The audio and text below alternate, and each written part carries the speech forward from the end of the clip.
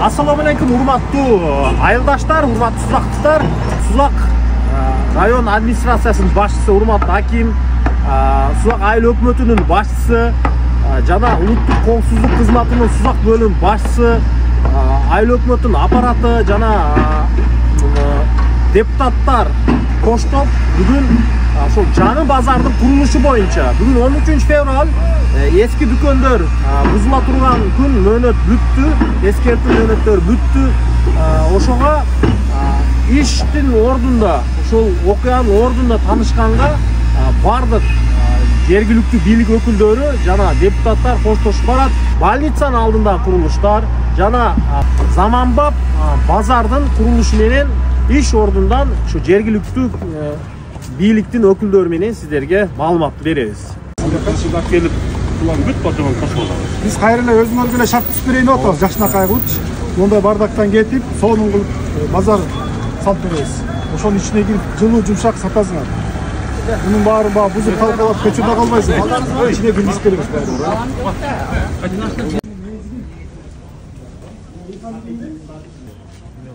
Бул базар негизинен сүйлөшүп арзандатып бергиле. Бияктанчы 10 миң деген кымбат да.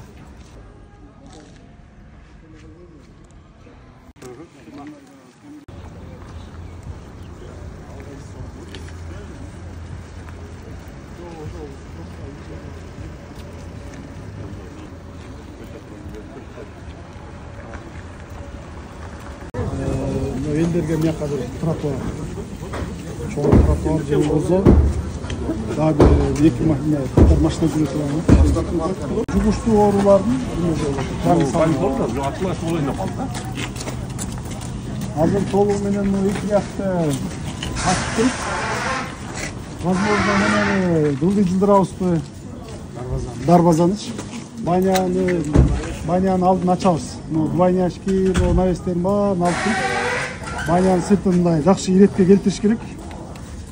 Кенен болот. Анан эмнеде соода саттыктын баары ошо банянын артында болот.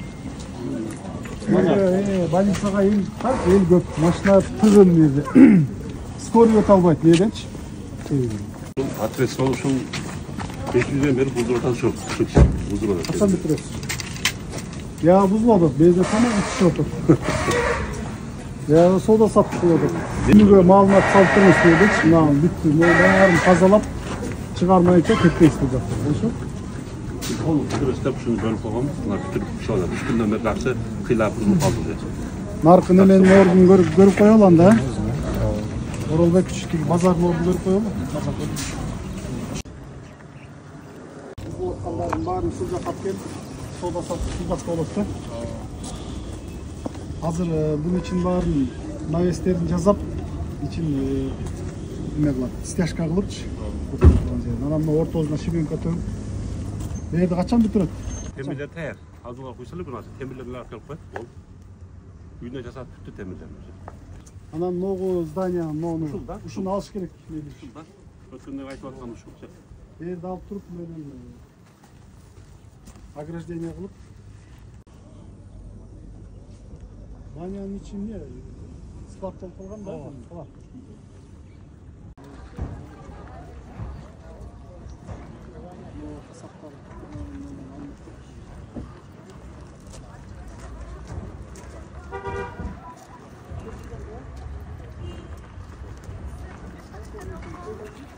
Берип, бул ошол Сузак райондук улуттук коопсуздук мамлекеттик орган менен чогуу ушулардын жардамы менен ушундай ишке ашып атат да.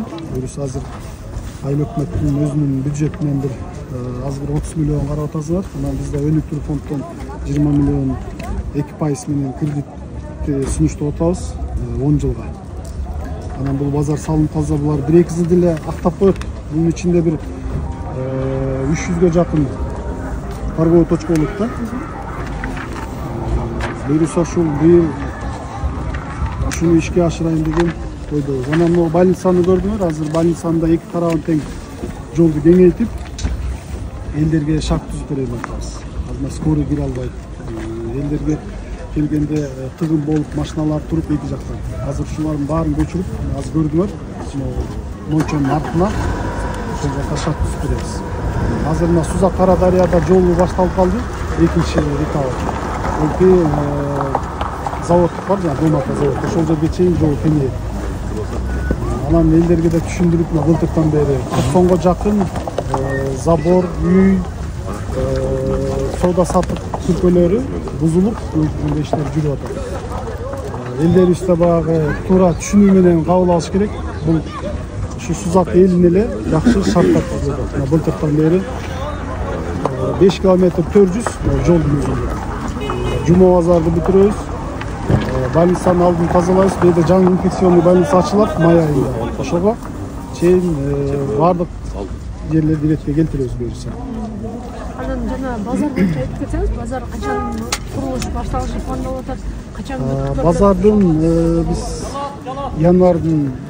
январ айынан баштап эле элге түшүнүү иштерин жүргүзүп, проектси чийилип, депутаттарыбызга колдоп берди жергиликтүү кеңеш. Бүгүндөн баштап айыл өкмөтү бузуу иштерин баштады. Буюрса могу март айынан баштап курулуш иштери башталат.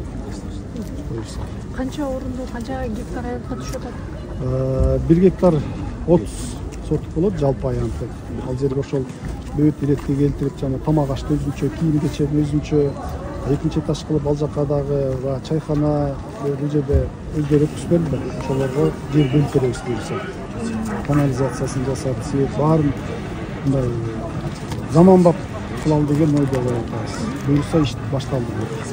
Анан 70 ишкер боюнча да айтып калдыңыз да, алар бул жери ошол мыйзамсыз калганды кандай? Алар убагында ошол земля общее пользование деп коет, ошол жерлер мыйзамсыз. Будан 10 жыл, 15 жыл мурун ошол жерлер берилиптен. Бүгүнкү күндө ал элдер менен түшүндүрүү иштерин жүргүзүп, алар өздөрү макул болуп мамлекетке өткүзүп берди. 70ге жакын жараныбыз. Эми ошол жарандарга кайрадан жаңы базар түшсө, ошонун ичинен месталарын бөлүп беребиз.